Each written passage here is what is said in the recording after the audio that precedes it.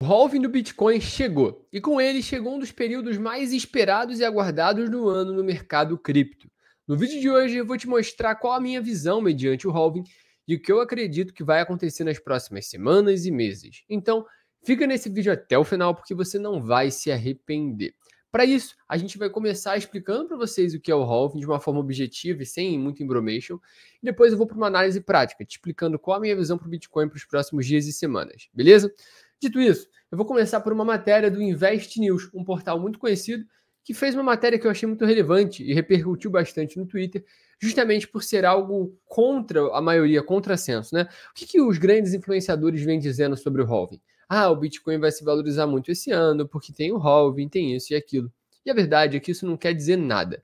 O mercado financeiro é basicamente a precificação de um ativo por diferentes players. Ou seja, se o halving fosse algo benéfico para o Bitcoin, provavelmente isso já estaria precificado no preço do Bitcoin. Ou seja, os agentes, né, os traders, os investidores e todas as pessoas que o mercado envolve já teriam precificado o Bitcoin a um preço elevado. Ou seja, o halving acontecer ou não é apenas uma mudança de narrativa.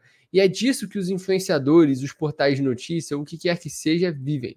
De narrativa, de vender notícia. Porque é assim que eles pagam os boletos dele. Não é operando no mercado financeiro, não é fazendo dinheiro com Bitcoin, e sim fazendo notícia. Então, eu quero que você aprenda a fugir desse sensacionalismo barato que tenta vender o halving como uma ideia de ganhar dinheiro a qualquer custo. Eu vejo muitos influenciadores sendo irresponsáveis com isso. Alguns influenciadores grandes dizendo que venderam 100 mil reais em bolsa para botar em cripto. Alguns outros dizendo que venderam participações em grandes empresas, até em próprios negócios, para botar em cripto, justamente para fomentar essa narrativa. Isso gera uma coisa chamada FOMO, F-O-M-O, o Fear of Missing Out, o medo de ficar de fora. Isso é basicamente aquela boa e velha dor que você sente quando você vê todo mundo na festinha, todo mundo curtindo, e você em casa ficando de fora. E, obviamente, o mesmo acontece no mercado financeiro. Você não quer saber que os outros estão ganhando dinheiro e você não está. E é justamente essa narrativa que acaba se fomentando e isso que cria um momento de muito hype e, consequentemente, acaba gerando uma crise muito grande depois. Então, é provável, inclusive, que a gente veja o mercado corrigir em breve. Dito isso, eu vou ler a notícia. Hoje, na melhor das hipóteses, a mineração do Bitcoin responde por 900 bitcoins desta cifra. Dá 0,22% do volume diário de bitcoins que vão para o mercado a cada 24 horas. Ou seja, basicamente nada. Ou seja, depois do halving, a porcentagem da participação de bitcoins novos no mercado vai cair para 0,11%. Ou seja, é uma redução minúscula, é uma redução de bitcoins em oferta indiferente.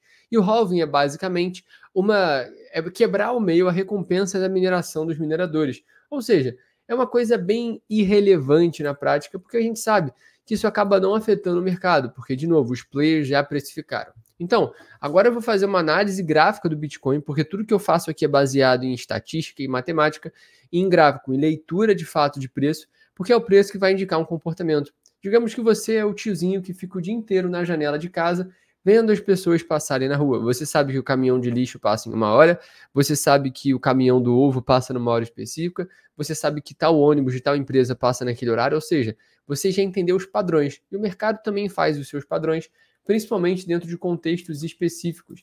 E é exatamente isso que eu vou te mostrar. Qual será o contexto que o Bitcoin está inserido? Qual será a oportunidade que ele está dando agora? É isso que eu vou te responder. Para isso, a gente precisa vir no gráfico semanal. E o fato é, o Bitcoin não para de subir.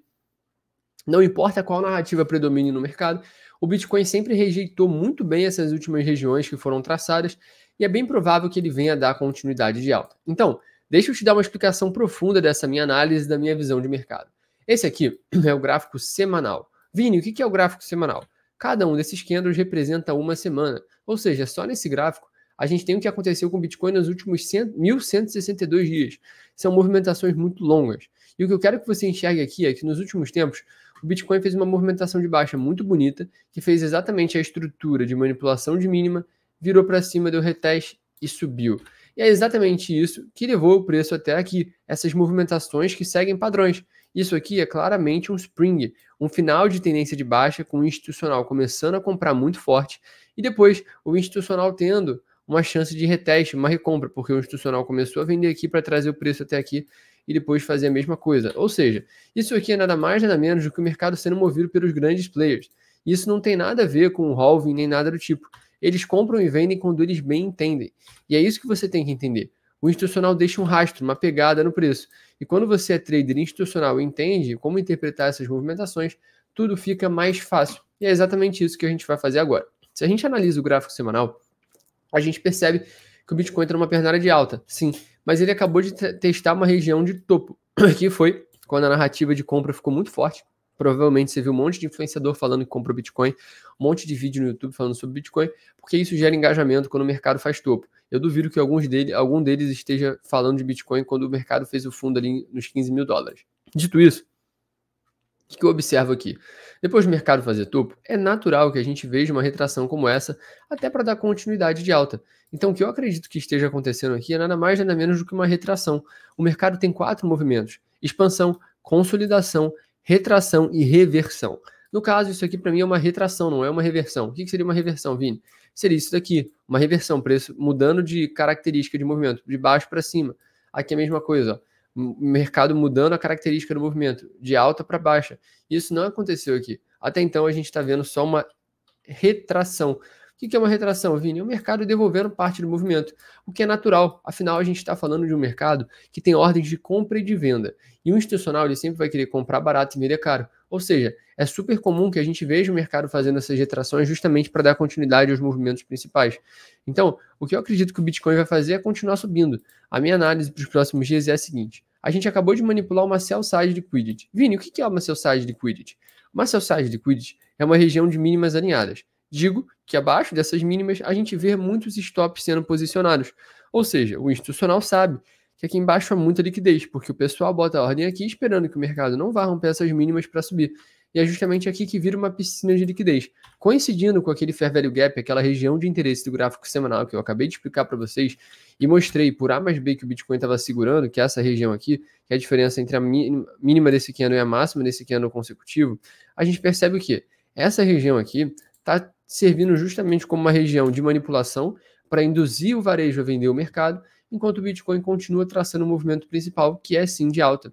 Então eu acredito, talvez não que ele suba isso tudo, mas que a gente tem espaço para fazer essa movimentação aqui de alta e sim busca liquidez aqui. E se eu fosse vender, eu procuraria por uma venda aqui em cima. Por quê?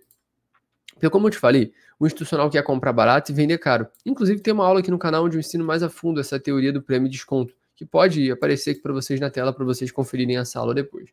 Mas como a gente quer agir e operar como institucional, a gente quer comprar barato e vender caro. Ou seja, a gente quer comprar depois de uma manipulação de mínima e a gente quer vender, eventualmente, lá numa região onde o preço esteja caro, numa região de topo, de repente, depois de manipular essa máxima. Óbvio, a gente não quer ficar caçando topo nem fundo. Isso é muito arriscado e, no final das contas, você estaria exposto a um risco muito desnecessário. Por quê? Porque o mercado pode continuar subindo, assim como o Bitcoin já fez várias vezes, como aqui.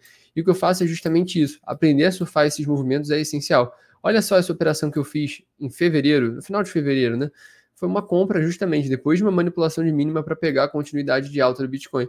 E nesse trade eu transformei, se eu não me engano, R$800 em 11.800. Ou seja, eu fiz um trade com muito pouco dinheiro, alavancando da maneira correta e surfando o movimento. Eu acredito que vai gerar uma oportunidade bem semelhante aqui. E até mesmo para quem queira reentrar num trade como esse, há oportunidade. Tem vários pontos de interesse aqui abaixo que eu poderia muito bem explicar aqui para vocês entenderem. Eu acho que o principal deles seria esse Fair Value Gap aqui invertido, tá? Todos esses conceitos que eu estou te explicando, há vídeos e vídeos aqui no canal aprofundando e te mostrando essa teoria, que pode parecer complexa, esses nomes diferentes em inglês, mas na prática te ensinam muito e te fazem entender de fato como o preço funciona, esse movimento no mercado. E o que eu quero que fique de insight para você é: não se baseie em canais sensacionalistas, em influenciadores irresponsáveis, e sim em teorias, em metodologias que te permitam operar com alta probabilidade e ganhar dinheiro no mercado da maneira correta. Porque é isso que a gente propõe aqui.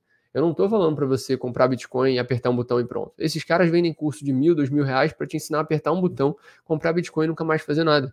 O que eu estou te mostrando aqui é uma metodologia e a gente aplica isso todo santo dia e eu opero ao vivo com os meus alunos. Se você gostou desse conteúdo, considere se inscrever no canal, aqui a gente fala de cripto, de Forex e também de Bolsa Brasileira. E se você tiver interesse, não deixe de olhar os links da descrição, que com certeza tem muita coisa interessante. Tamo junto, é só o começo e até a próxima.